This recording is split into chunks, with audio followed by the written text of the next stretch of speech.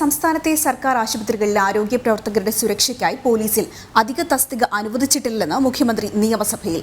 ആശുപത്രികളിൽ CCTV ക്യാമറകളും police out പോസ്റ്റുകളും സ്ഥാപിക്കുമെന്ന സർക്കാർ പ്രഖ്യാപനം അനിശ്ചിതമായി നീളുന്നുവെന്ന വാർത്ത ജനം TV കഴിഞ്ഞ ദിവസം റിപ്പോർട്ട് ചെയ്തിരുന്നു. പിണറായി സർക്കാരിന്റെ കാലത്ത് ആശുപത്രി ആക്രമണങ്ങൾ വർദ്ധിച്ചെന്നും കണക്കുകൾ. ഡോക്ടർ വന്ദനയുടെ കൊലപാതകത്തിന് പിന്നാലെയാണ് ആശുപത്രിയിൽ ആരോഗ്യ പ്രവർത്തകരുടെ സുരക്ഷ വർദ്ധിപ്പിക്കുമെന്ന പ്രഖ്യാപനം മുഖ്യമന്ത്രി പിണറായി വിജയൻ നടത്തിയത്. എന്നാൽ മാസങ്ങൾ പിന്നിട്ടിട്ടും പോലീസ് ഔട്ട് പോസ്റ്റ് സ്ഥാപിക്കുന്നതും CCTV ക്യാമറകൾ സ്ഥാപിക്കുമെന്ന തീരുമാനങ്ങളെല്ലാം പ്രഖ്യാപനത്തിലൊതുങ്ങി.